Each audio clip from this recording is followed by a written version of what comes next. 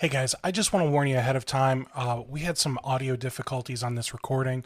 There were some bandwidth limitations, and I ended up cutting this short. The whole interview, we just kind of cut it short at around an hour. It's not fair to you guys to have all of these audio quality issues. I'm really sorry about this. Do watch and listen to this podcast episode, because there really are some great nuggets of information here from Adam. I've already got another interview scheduled with Adam later this month in May of 2020. So he's going to come back and we're going to continue our conversation. Thanks so much, guys. Take care. Adam, how is it going, sir? It's going awesome. Really excited to be here on this episode with you. It's awesome. That's awesome, man. So I think you and I both have the COVID hair going strong. Absolutely. Hair, beard, I actually decided to let it all grow out. So I'm good. And I'm going Matthew McConaughey right here. I'm going to get a little curly. You make it look a lot better than I do. So I tried trimming my beard and then reshaping it, and I screwed it up, and I went in too deep with the trimmer. I was like, oh. So I was like, the only thing left to do at this point is just took it. So I took everything off but the goatee, and you see I'm like, it's coming back.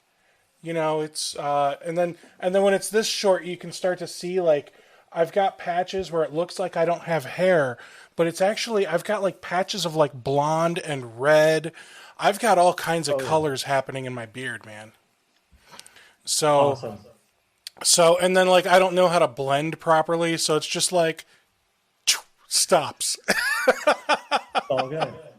I usually have the lady that does my hair. She usually takes care of all this for me, man. I'm not a real man. I have people.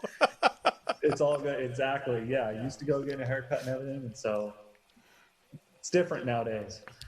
It really is. So where are you located at, Adam? I'm located in Fresno, California, right in the center of the state. An hour from the snow and 2 hours from the beach. So, oh man, I've got a story for you. So a couple of years after my wife and I got married, some really good friends of ours at the time, and we barely hear from them now. They moved, but they were Indian. Well, they still are. They're Indian, not like Native Indian, not Native American. I mean the country Indian. So they had their wedding in India, and then they had. Why can't I think of the word? The thing that happens at the party. What? Reception. The reception. They had the reception in California, and they had it in Fresno. And at the time, I was a big proponent of timeshares. So I had, oh boy. So I had a Wyndham timeshare, and I saw that they had a timeshare resort about an hour north of Fresno. Now, I know you want to chime in and be like, whoa. So just let me keep going with this. So we stayed at this nice timeshare, and I'm talking I'm pretty sure it was directly north, and you know what's directly north.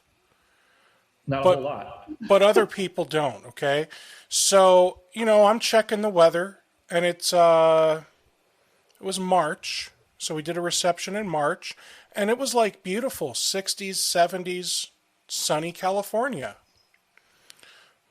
So we packed for beautiful sunny California. We flew into San Jose because we got a super cheap flight.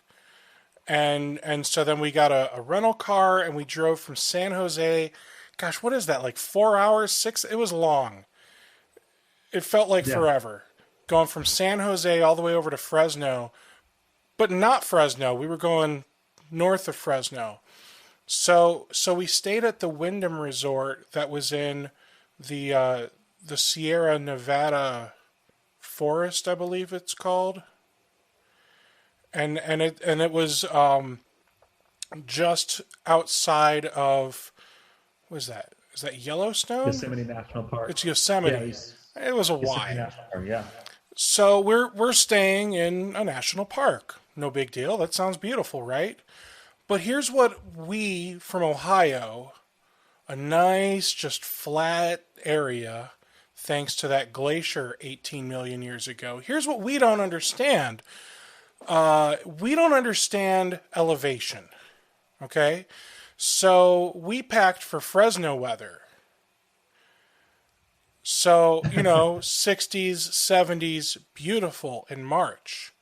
But we were, what is that, like 1,000 feet up? Which doesn't sound like much, but apparently that's a lot. And so we had to leave the reception early to get back to the resort before the blizzard came. No joke, Adam. No joke. So we had a blizzard. So we got back. My wife is driving because she hates how I drive in snowstorms. So she's driving, and like a good stretch of this road is like cliff.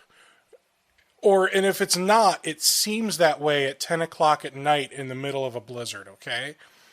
So yeah. We're going around this twisty, turny road up into, the forest. We're going to, I'm going to actually Google it real quick. Wyndham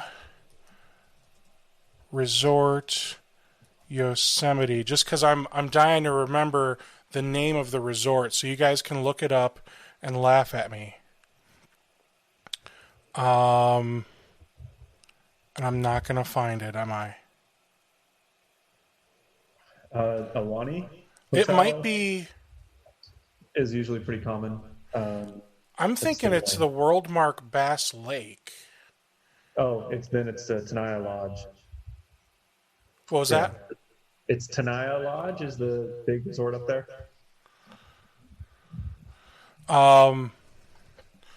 I'm thinking it's the Wyndham Resort at Bass Lake, because this I'm pretty sure is it, because it was like condos or townhomes that we were staying in. It is, yeah. So I swear, Adam, I swear my wife was like trying to give me a heart attack, man, because I felt like every time we turned the car, I could feel it like sliding on the road. We had a car from San Jose, Adam. It doesn't have like all season tires on it. We're riding like, summer tires or whatever they put on tires out there in your freaking state. I'm giving myself a panic attack just thinking about this event that transpired years ago. Okay, so then we finally get there, and we're like, okay, we'll go to bed, and the freaking power goes out. Ugh. So the power goes out, and we're in like a condo where nobody else is at. Like it's us and like 3 other families in this whole resort. Okay. So we're in a condo in the middle of the woods, the power's out, and I just start hearing this banjo in the back of my mind, like do do do do do do do do. So then my wife and I were like, oh, what do we do? So I think we did like the pull-out couch or something downstairs with the fireplace. And and it was one of those, really nice gas fireplaces. Made the whole house smell like gas, which, inevitably smelled like danger to me because I don't like when I smell that propane or gas, whatever that chemical is they put in the gas. Yeah. That's what I was smelling. So that's my experience with Fresno. I called Wyndham up the next morning, and the next morning I woke up, there was 22 inches of snow that had fallen overnight. Oh, wow. I'm not kidding. Like I'd have to look. I could find pictures, Adam, and there was like this much snow on the top of the fence out of our window. Like I have never seen that much snow in my life. And I'm from Ohio, man. We've got that like lake effect snow thing coming from Lake Erie. Yeah. I have never, like, The difference is, for those of you that are familiar with Ohio, like northeast Ohio, like east of Cleveland, that's where they get the really bad snow. They'll get, 18 feet of snow overnight or something stupid, But we get like 6 inches, 8 inches, and then they still have school because we're from Ohio. Why wouldn't we have school? But nobody. So we called and we were like, we need to leave. And Wyndham was like, but you booked it for a whole week. I'm like, well, you better change it to somewhere else because this is you don't have power, and I'm in the middle of 2 feet of snow. So like, after a bunch of arguing, they finally let us just move to San Francisco, which was an amazing experience being in San Francisco. But getting to San Francisco was an adventure all in itself because we had to dig our car out of the snow. Like, our car also had 2 feet of snow on and around it. The car was like, you couldn't find the car, Adam. It was insane. It can get that way. Oh yeah, it can get that way. So then we finally dig the car out. That probably took us an hour and a half, 2 hours to dig the car out.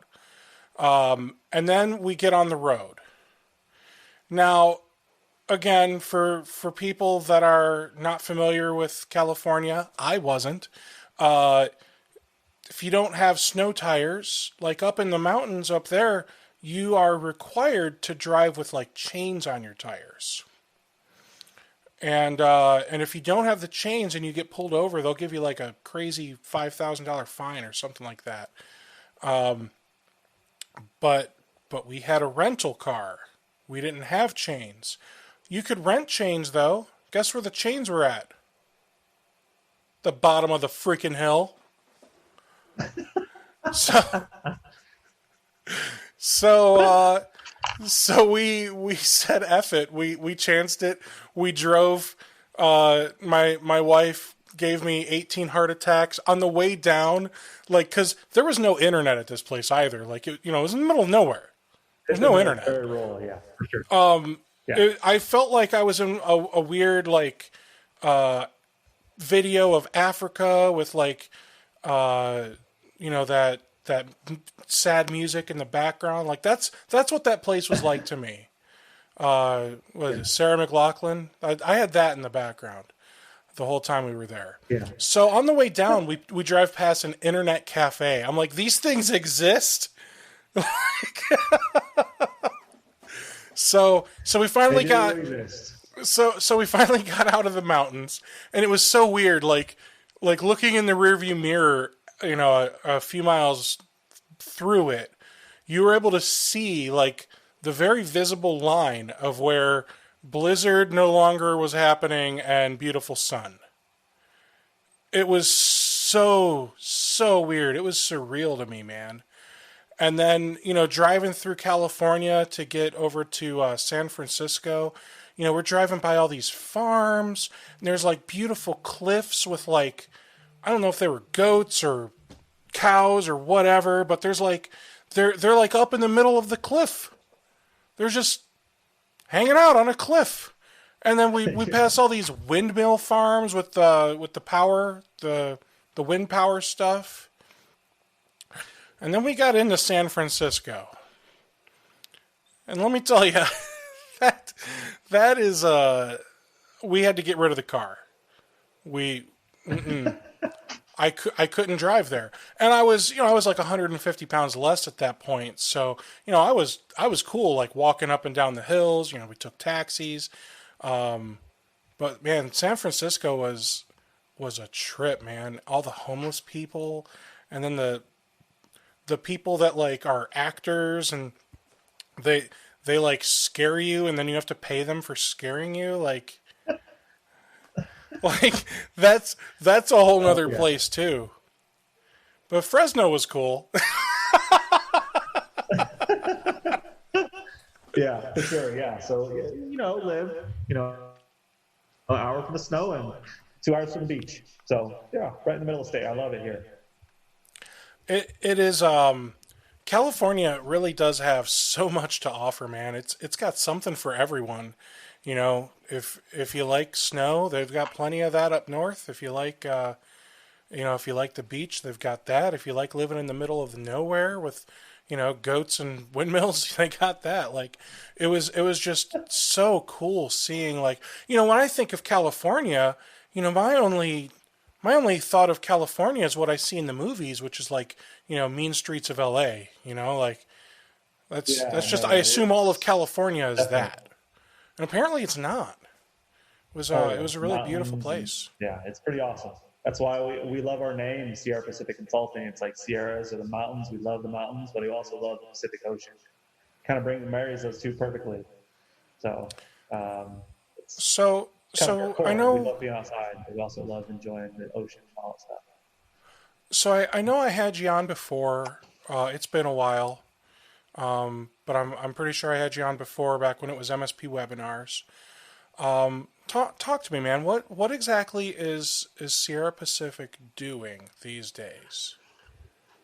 Yeah, so we do ConnectWise consulting, but it's more than just that. We teach, consult, and implement industry proven best practices, strategies to help you master your sales, right? In order to bring in that new revenue for your business. We help services organizations really on the service delivery in order to provide clients with what they need at the right time, right? So we help on the services consulting side.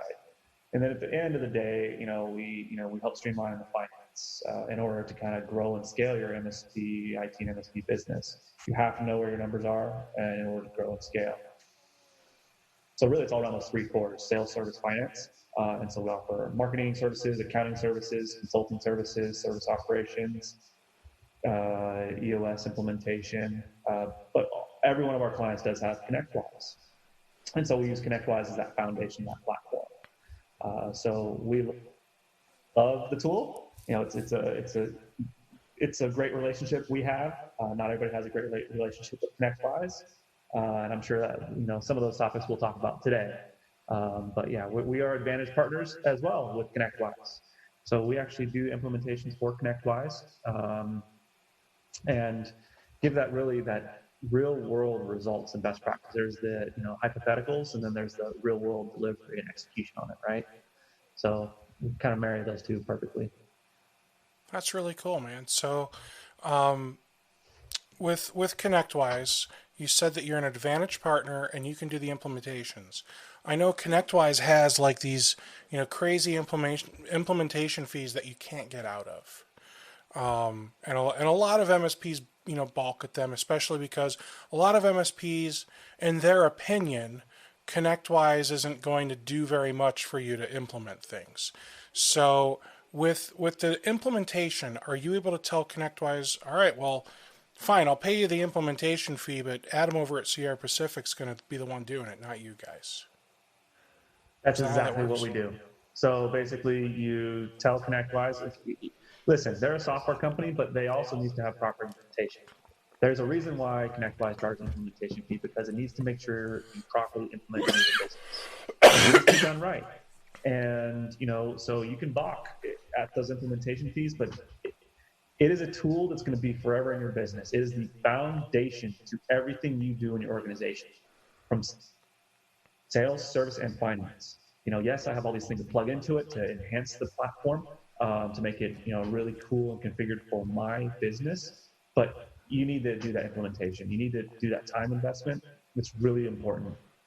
And so what ConnectWise has done over the past 2 years, so we've been involved in the Partner Advantage program with ConnectWise for about 2 years now.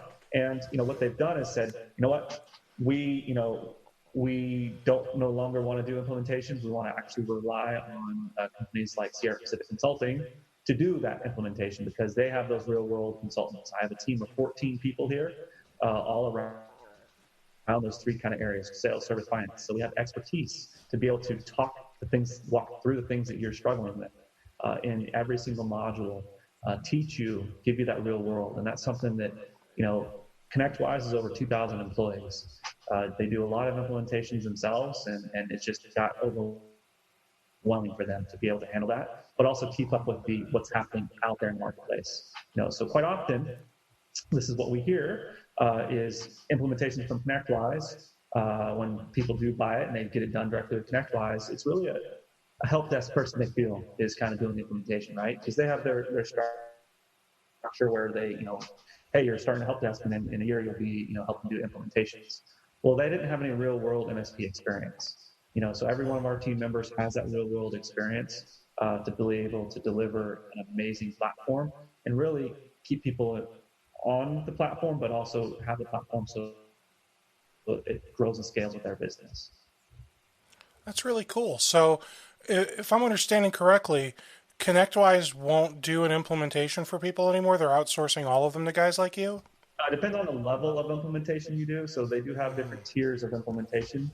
And so right now, the gold level implementation, which is the basic implementation package you can buy today, is outsourced to partner advantage partners like myself. So it's one of a very select few handful of companies. That is really fantastic, man. So with people that have you do the implementation, what kind of advantages are they going to have with their ConnectWise and their whole ConnectWise experience, I guess I should really say?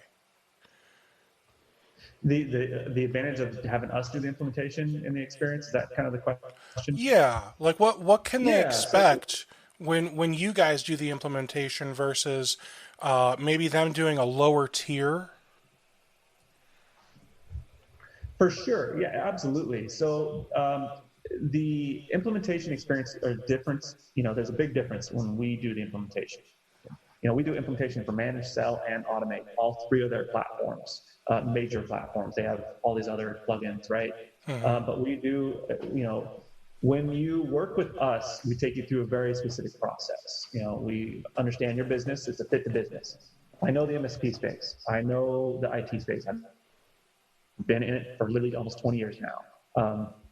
And you might be an AV partner. You might be a security access control partner, a backup specific partner. And so there's various different types of businesses.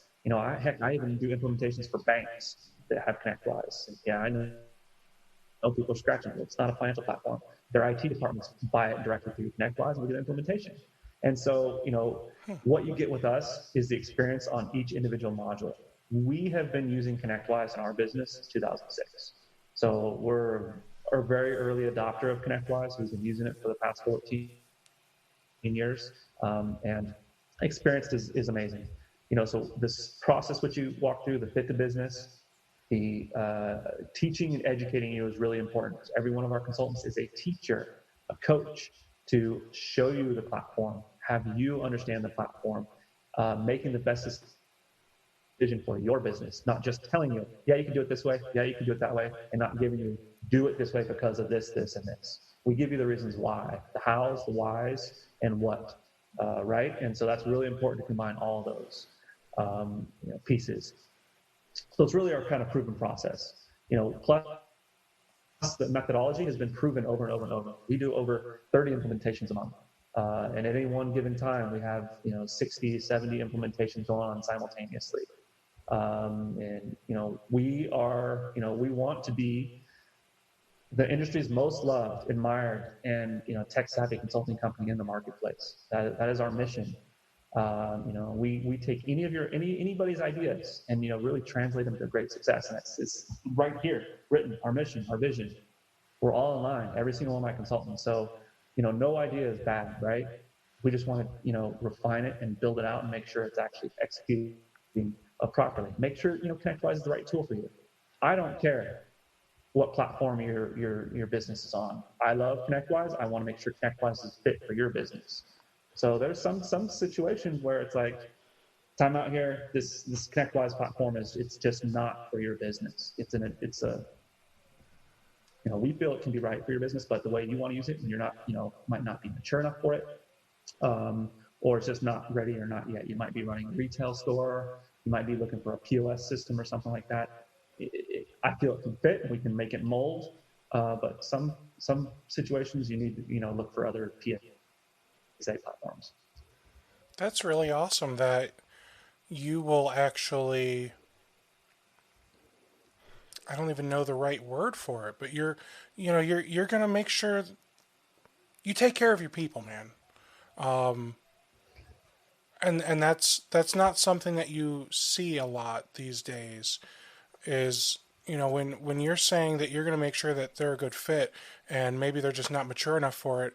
Like the fact that you do that is you're just like a stand-up guy, if when I hear you doing that. And I think right now you're doing some really cool stuff for the channel right now because it's the end of April 2020. We've got this kind of pandemic. I don't know if you guys have heard of it. It's called COVID-19. Let's go back to the original. Let's call it coronavirus. Okay, that was cooler. Yeah, I've been maybe Corona. I've been calling it the Rona. So, Yeah. So yeah, with the virus stuff, yeah, it's we've been doing some really cool things. So I do run the ConnectWise Boss Facebook group. It's hashtag CWBoss, and so we have 1,000+ members in there. We, over the past month and a half, 2 months, we've been just doing social hours Tuesday at 6 p.m. Really, it's just to kick back, relax, enjoy a few drinks, and enjoy each other's company. We do bring in guest speakers and leaders from other markets to understand their perspective. Because at the end of the day, this is a very short, hopefully, very short window, right? Economy's kind of feeling like it's going to start back up and everything. It's really a shock to the system, pretty big shock to the system. And I want to lead through this, right? I want to make sure I'm here as a solid source of, helping, quality relationships is one of our really big foundational values in our organization. So, if you're struggling with something, if you're, really this virus is affecting your business is reduced by 30%.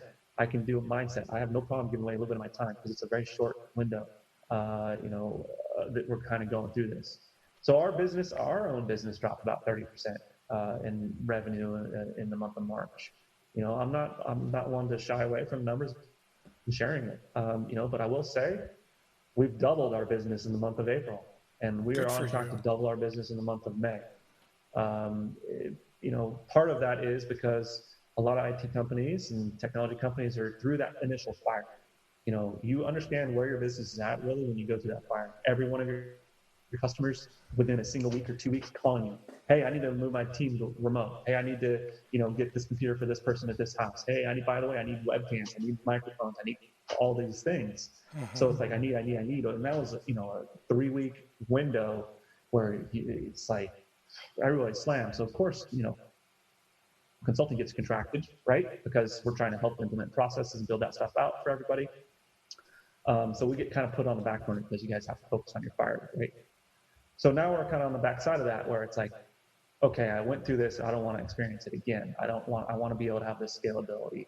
And that's where we really, help out. Our second kind of core value is, we're very process obsessed, where, we want to make sure there's a process for anything and everything in your business, from implementing ConnectWise to onboarding a new client to, integrating other applications into ConnectWise. So you don't have to go through that fire, if you will.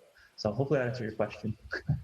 It does. Yeah. So how do people find this thing that you're doing right now, the happy hour? Yeah, awesome. So there is a ConnectWise Boss Facebook group. You can jump in if you just search in Facebook. You can search for ConnectWise Boss or hashtag CWBoss, or just go to cwboss.com on Face, and it just goes right to the Facebook page. You can join the group. It's completely free. I do live webinars and workshops in there on a weekly basis, teaching things here and there, sales, service. Obviously during this virus, there's been a little bit less of that going on because we did kick in happy hour on Tuesdays at 6 p.m. And really, we don't record, we don't stream our happy hours because we want to have confidentiality. We have that quality relationship. Like we'll have 30 people on those things, and or sometimes, more than that. And we have respect for, privacy. You guys, we want a real, genuine quality. It's really difficult to be really genuine, really high quality if you're streaming and recording, and just some people's mindsets feel a little reserved if they know that's happening, right? And so getting over that hump is pretty big. So we determined, we're not going to record it. And so that's why you don't really see posting of it, because we really want genuine quality relationships within that group. Because I'm here, people are struggling. People are going through and fighting, this whole financial side of the PPP, the EIDL, what to do, how to use it. Who knows who's even getting that stuff, so we're here to kind of help through that. So, we help with the what ifs and those type of things. That's really awesome of you, man. I know I applied for PPP and EIDL myself. EIDL, I don't know what the deal is with that. I applied. I haven't heard a thing. I said, yes, I want my $10,000 advance, and haven't heard a thing. So I don't know what the deal is with that. Yeah. So, EIDL, I was application number 3,515 because I applied first, and then they're like, okay, well, you have to apply again. And I'm like, what? And then suddenly my first app, because I guess it's incrementing application numbers, and so you kind of know where you're at in the line because it's first come first served basis. So in a country app, business number 3,500, and it took 2.5 weeks before I even saw a dime from EIDL, and they just deposited money in my account. I'm like, oh, what's this extra money in here? No discussion of okay, what do you need? Where's your financials? Those type of things. And it's like, no, it's a big struggle for the government. I'm a big believer in small government, and this is one of the reasons. It's this big bureaucracy, and it needs to be run like a business. And any business, any financial institution that was working like that, they wouldn't have my business. So, but it's hard, right? Mm-hmm. Once again, just like IT space where, everybody's requesting all these things from you in a short period of time, the government's getting hundreds of thousands of applications. They have to scale up themselves as well. So I do have compassion for them a little bit, because I understand the back end that needs to happen. I think in politicians, you always seem to overpromise and underdeliver. And that's what our politicians are doing today. Hey, you'll get your money in 3 days. It's guaranteed. What? It's been 2.5 weeks, right? It's been 3 days, and then 3 more days, and then 3 more days. So my application date looks like the 30th of March. Maybe the 29th. I'm not really sure. Maybe the 31st. I see an expiration date here, so that's why I'm making an assumption on when I did it. No, it looks like maybe I did it April 3rd. Who knows? Whatever. My application number, I just assume that the application number is like what you were talking about. You said you were 3,000 whatever. My application number looks like a phone number, Adam. It is an area code, 3 more numbers, and then 4 numbers. So if my application... Yeah, the last 4, yeah. So does this mean I'm the 3 billionth person to submit this application? No, because I know, because when I did reapply, I had the same beginning number, but then my end number was really long. So it's whatever that end number is kind of like what you are in the queue. Because I know I relatively got mine. Yeah, it took 2 weeks, but there was zero communication on that. And it's very difficult to run a business. And, like I said, I had very big contraction, and I was worried for sure. But you know what? I can't be controlled by fear. And, right. That's the biggest thing. Right. You have to learn is this is a very short thing. You have to expect a little, retraction in your business, and expect, I want to keep my team together. I'm working my butt off to make sure that happens, right? I love our family of employees that we have and the team that we've built. No other company is as strong as we are in the ConnectWise consulting space. Absolutely none. And once again, I go back to my initial vision and our mission and what we're here, and every one of that cores, and it's just there's nothing fear driven in there. And so that's why I wanted to lead, this whole pandemic and just do these group things, and other people are doing it as well. So it's really exciting. I love the way the IT space is responding here. Me too. It's like we're all coming together. Yeah, it's amazing. It's amazing seeing it. So for sure.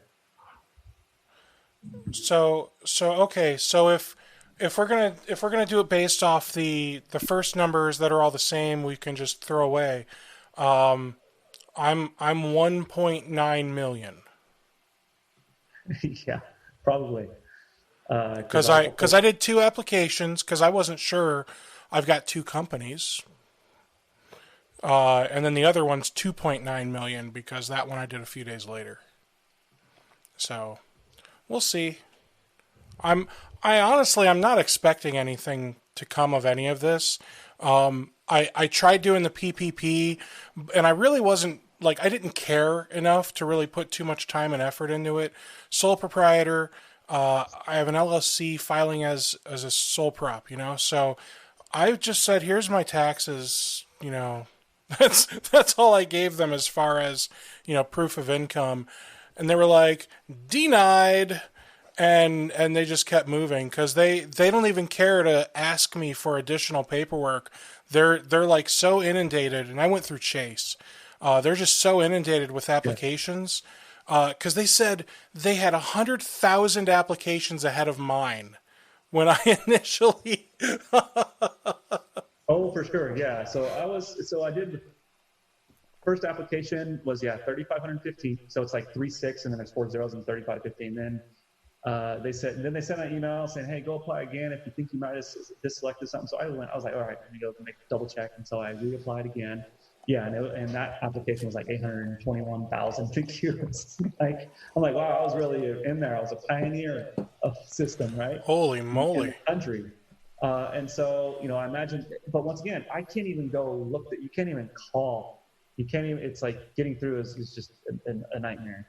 Yeah. So, I feel for those businesses, that are really struggling, the food industry, the hair styling, haircut industry. And, I have contacts with some really great, amazing coaches in those other industries, and doing some really incredible things. So people are kind of shifting their mind, and barbers, hairstylists are doing webinar one-on-one like this and teaching people how to cut their hair themselves. I would never personally do it, but it's there's a certain, I know my fiance Nicole, nails and getting her nails done. It's like she doesn't feel, like herself, right? Because all these things that we get are served for us, it's like kind of, I don't know, it's kind of weird. So, a lot of people are making that shift, right?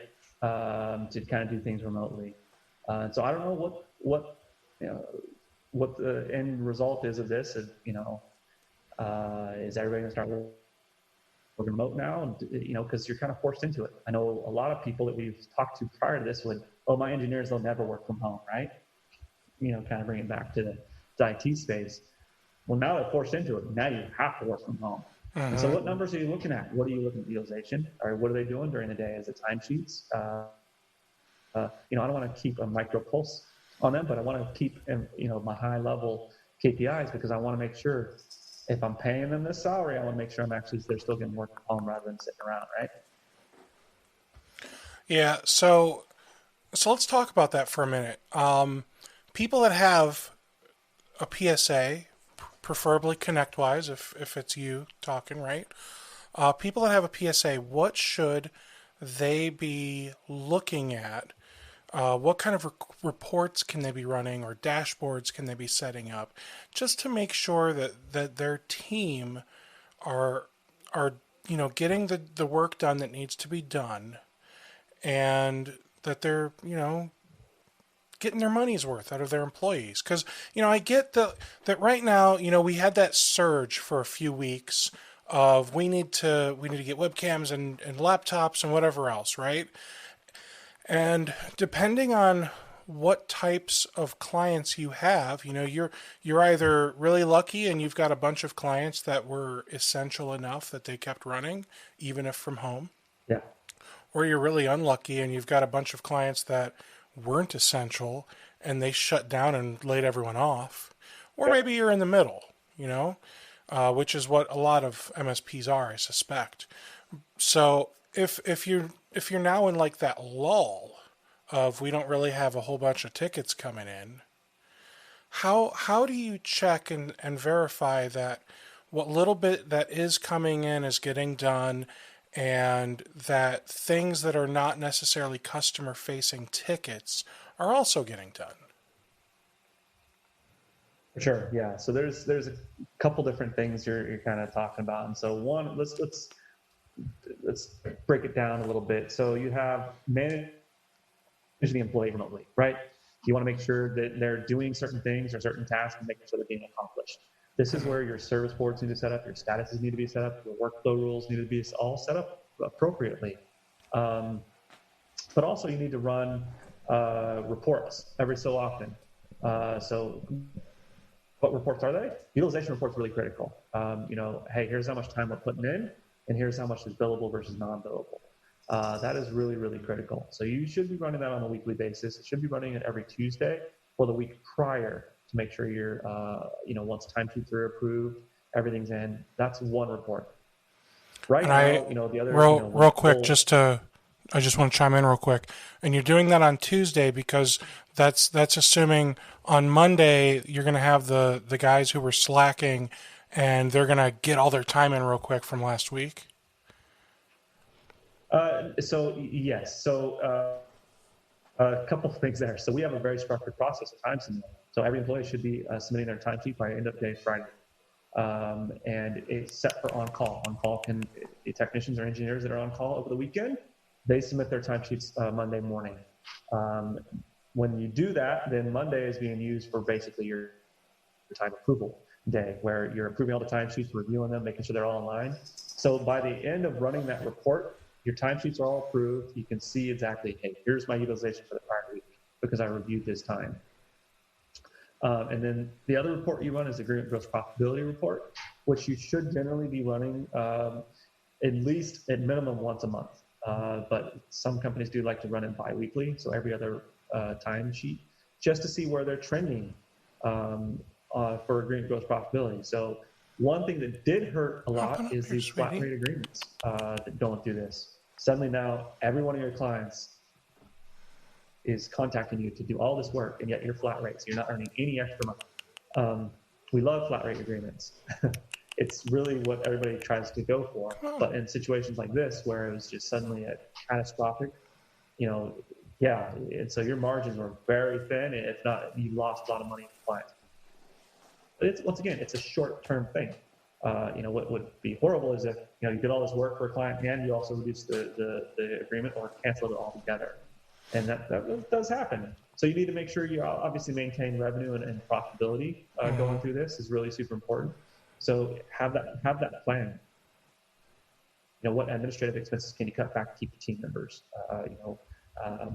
What tools can you leverage? I know we love BrightGauge. BrightGauge was acquired by ConnectWise. And so there's, making sure your dashboards are all dialed in. We call those scorecards in our business. And so we build out scorecards for every department. And what we're measuring there is really super important.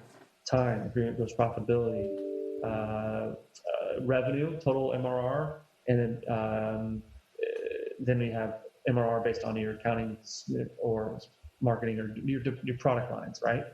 To kind of measure those different things, what your pipeline look like.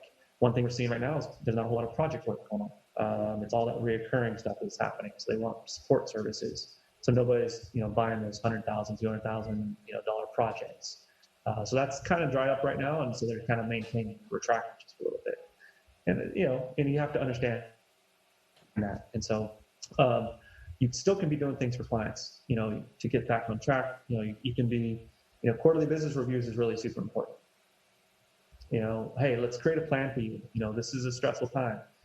I'll use this example. Best Buy. it is a non-essential store, right? It's electronics. It is Well, closed. I mean, it's essential everyone gets their webcams and microphones from somewhere. Very, very true. I completely understand, but it's not a grocery store. Food. The last Yeah. place I'll go is to a Best Buy. I got to tell you, I've been understood. shopping at Best Buy more in the last 2 weeks than I've shopped there in 10 years. Absolutely. You're exactly right. And I have too. Now, here's the thing. They actually had a disaster plan in place. Their store is absolutely closed. But what's nice, you drive and you can park right in front of the store. An employee comes out, see your car, sees what you need, takes an ID, and goes and grabs your product and walks it back in. To me, that is a disaster plan that they've come up with in this little short window. It's actually really amazing. They made that shift. Now, I think, Target, they've done some of this. They're starting to do this in local Targets where you have that drive up and you're in the kiosk and they come walk out with your order and all that stuff.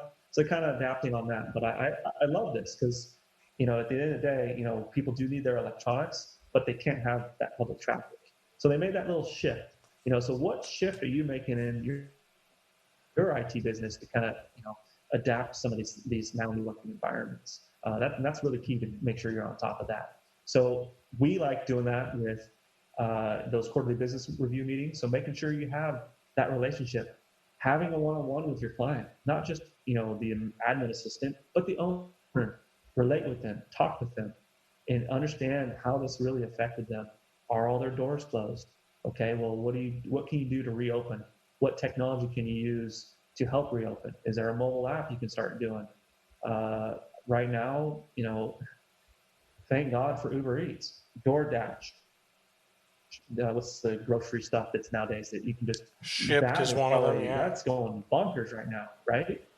Nobody wants to leave their house, and so a lot of those applications that have kind of forethought this. So that's what I challenge, MSP and IT is kind of go to their client and really engage. What really happened with them? How can we help solve some of these problems with technology? Because now more than ever, they need our help more than ever. So how you're marketing, helping your clients change their marketing to some degree. We had, now we've had changed 3 different messages. Now we have a different one now because we're kind of coming out or reopening or re-engaging. So even my marketing is shifted, like messaging from 2 months ago to now is significantly different. Sure. And IT owners need to understand that they need to make that same shift. So you really have to have that visionary role dialed in your business. The visionary is kind of looking out in front, right? So long answer, that's kind of what you should be doing and what you should be looking at. So the one thing there's 2 things that I would say. One, you should be looking at that list of essential businesses and figure out a way to just reach out to those people. I'm not expecting you to sell anything to them right now because, let's be honest, they're probably holding on to their wallets pretty tightly. But just reach out. Hey, I'm down the road and I just figure a lot has changed. How's everything going over there? Check in, do a wellness call because you can't do a wellness visit. Just reach out and just talk to them and see how they're doing, and start building relationships with some of these local businesses to you that are essential businesses. Because let's be honest, guys, the world has kind of set the precedent of, for some of you guys that are totally against what we're doing right now with the quarantining, some of you guys are like, oh great, anytime there's a little flu or cold going around, we're going to have to quarantine all the world again, And then there's other people that are totally for the quarantining, like, oh man, we should just stay like this forever because germs. And so no matter who you are, I think you should realize that this has set a new precedent for the world. And, this isn't the only time that I think we're going to experience this in our lifetime. I think we're going to end up quarantining again in our lifetime. I think it might, and I hope I'm wrong, I think it might become more common for the world to shut down like this over a disease. Now that the world has seen it can survive, I think the world's going to try and figure out how to do this more. And I'm not saying it's right. I'm not saying it's wrong. I'm not trying to have a political debate with people about it. I'm just simply saying that don't be shocked if it happens again. So start establishing relationships with essential businesses now. Another thing you should do is sit down with your non-essential clients and help them come up with creative ways that they can be the Best Buys of the world. You know, Best Buy's closed. Like you said, Adam, we're not allowed in Best Buy. You know, they're closed to us shoppers, you know. So like you said, we have to drive up, park in front of the front door. We have to sit there for, 10 minutes. We already placed the order online. They'll have it ready in an hour. So, you place the order, you start driving, you get to Best Buy, you hang out for a minute, and you pick up your stuff and go. And it's great because now I don't have to go in Best Buy and look at all the fun things I want and buy more crap than I was actually there to go for. I mean, it's genius. Obviously, this is not sustainable for Best Buy. I'm sure they're not making as much as they would be if they were just open. But because they're able to do this, they're not fully shut down, bleeding money. So I think that's definitely the first thing that you should be doing is, getting to know people, start having conversations and building relationships with essential businesses, even ones that aren't your clients. Have conversations with the clients that are not essential and figure out how to help them be the Best Buys of the world. And then the other thing I really think people should do right now is, if you're slow, you should have a nest egg. A good business owner has a boatload of savings to where the business can float for a few months if there's an issue. That's what I'm told. Not saying that I'm not saying I'm a good business owner, but I'm told that. So the thing I would say is if you were in a position to build up that nest egg and put, 5 figures in a bank somewhere, so that way you've got the ability to float. Now is the perfect time to keep your employees on board and have them work on continuous improvement for your company. I'm not saying don't go out and hire Adam from CR Pacific, because they're going to do a bang-up job. Good thing, not bad thing. They're going to do an amazing job on setting up your ConnectWise, right? Yeah. But, have someone, if you're the kind of MSP where you've got inventory, have someone go into the office for a few hours and take inventory and maybe tidy up the shelves a bit. Have somebody go and review your tickets and make a list of all the tickets that they see happening a lot. And it would be just super dandy if either if they're noise, figure out how to clean up the noise from an RMM, or B, figure out how to automate some of these things, build some scripts to just fix the problem, so that way you don't have to keep fixing these tickets, like that's the kind of stuff that you should be working on right now. Documentation, get that stuff out of your head and onto some paper or notes or, whatever, don't use the sticky notes app on your computer. That's a terrible idea for documentation, but you know what I mean? Like, Adam, what else should people be working on right now if they're slow as an MSP owner? Yeah, if they're slow, focus on your core business itself. Redefine your, values. Look at your values. Look at your mission. What are you doing in your community? What do you stand for? The processes, the tools that you're using. That's what we really want to coach people on. And it might be a time to change to ConnectWise or away from ConnectWise, or you reevaluate those things. And so, one of the biggest things when you go through situations like this that we see is that that inhale, that fear, like, oh my gosh, everything's, crashed. And it's like, we should not have you should not be in that situation. You should not have that fear, anxiety, and those type of things. And so how do we eliminate that? And we focus on scalability processes, implementing, we use Traction. We implement Traction for businesses. I don't know if your crew. The book Traction, yeah. There's actually a couple books on my trusty little bookshelf here. Traction is really super amazing, but then it's also, Get a Grip and, Rocket Fuel, all kind of the same, Gino Wickman. Pick up some freaking books and start reading if you're slow. You got to start doing it. Now, to clarify, he means if your business is slow, not if you're like slow. If your business is slow, there's always an opportunity to be able to learn, change, and be that ever-changing, like, evolving business owner. These things have been amazing. So, you know what? I told you earlier I had a retraction in my business about 30% in the month of March. I will also say the month of March was also an opportunity in our business, the most amazing opportunity in our business. And we did some amazing things with Traction that, since it's like, hey, well, now we have this extra time, my entire team came together and we've developed the most amazing onboarding processes, the most amazing client experience, the process which we go through and bring clients through. And that's where we redefine our mission, our vision. We are now, our entire team, focused and aligned with that. Part of it is because, we pick up books and read it.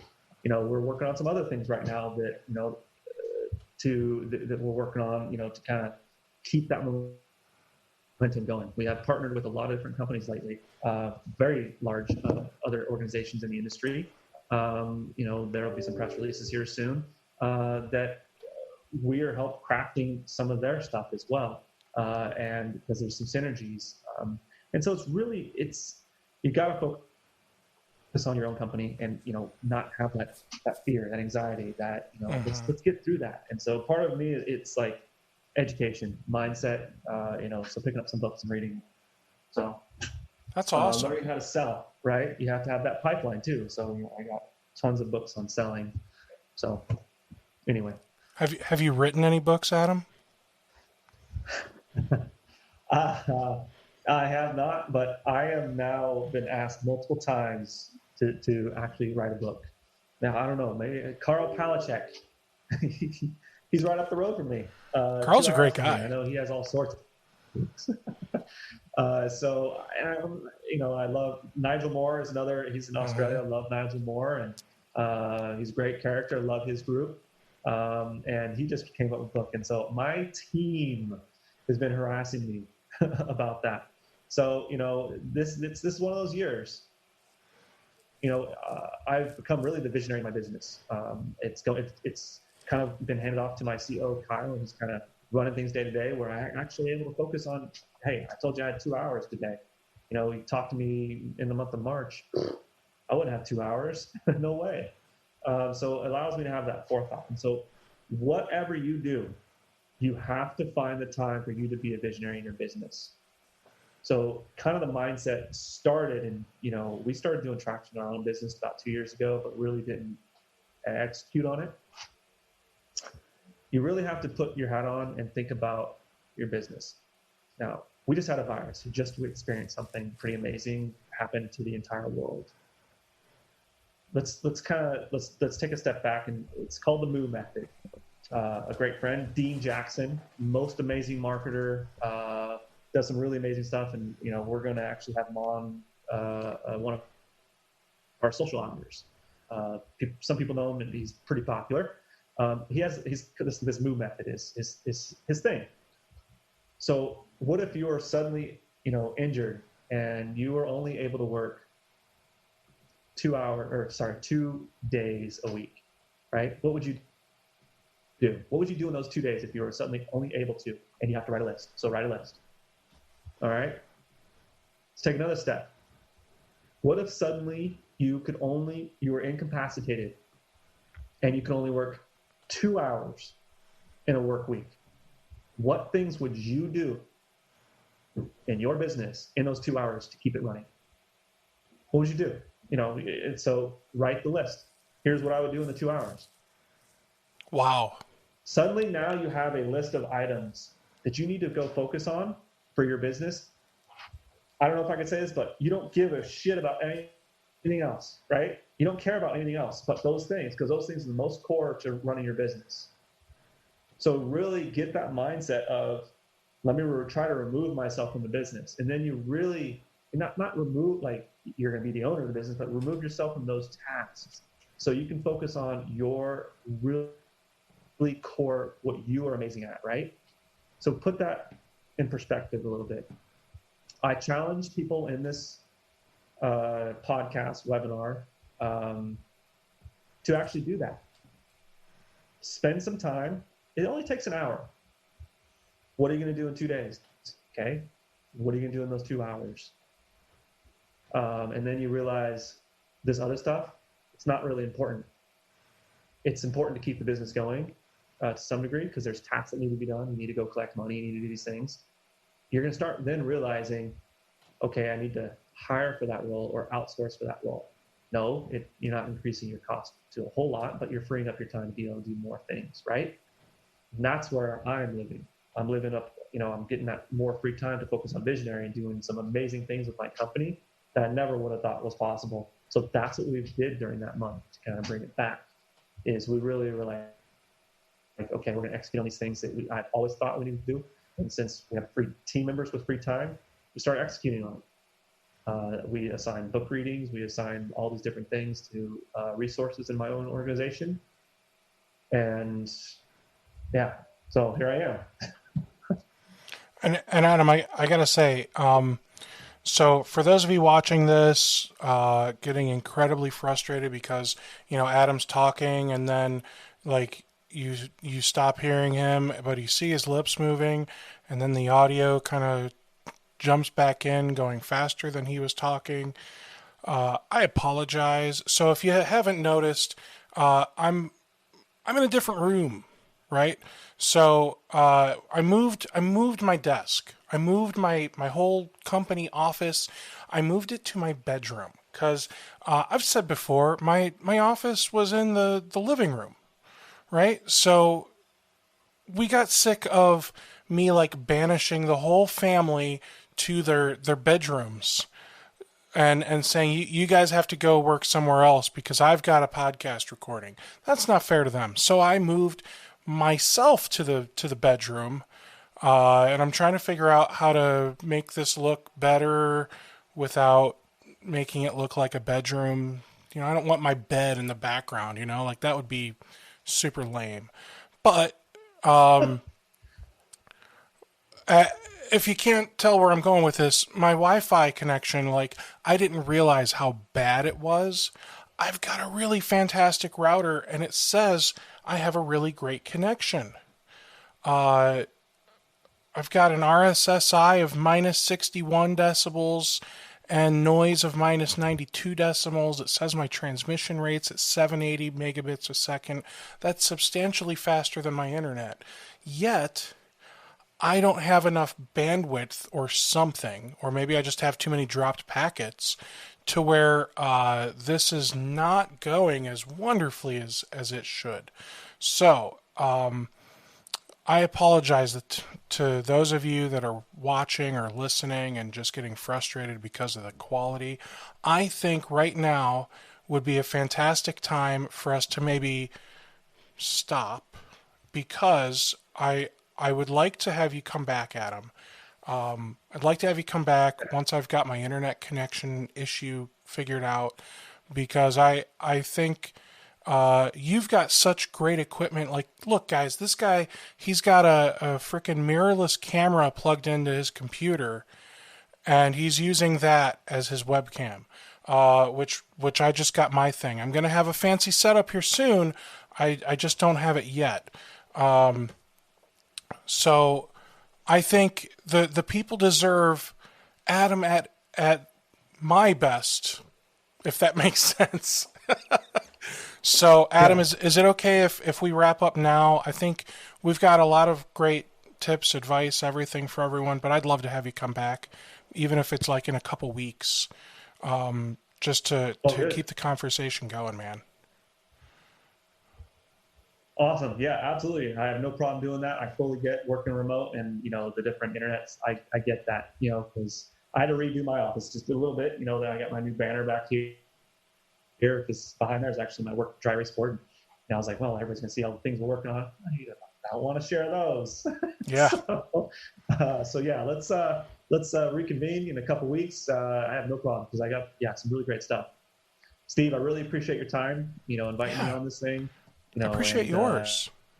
I'm here whenever you guys want to join the CW Boss Facebook group. If you have ConnectWise, just want some free help, just go to cwboss.com. That's really it. We're there. So awesome. Appreciate it. All right. Hey, thanks so much, guys. We'll see you. Adam and I will see you again in a couple weeks. Meanwhile, keep an eye on the YouTube page or on the Facebook page for the RocketMSP Podcast. 15 episodes I was able to get posted, Adam, in April. 15. Wow. I want to do at least that many in May. So awesome. if you or anybody guys, and this is to everyone, not just you, Adam, if you or anyone wants to be a guest on the podcast and we can have a fun, interesting conversation, just drop me a line. All right. Awesome. Thanks so much, everybody.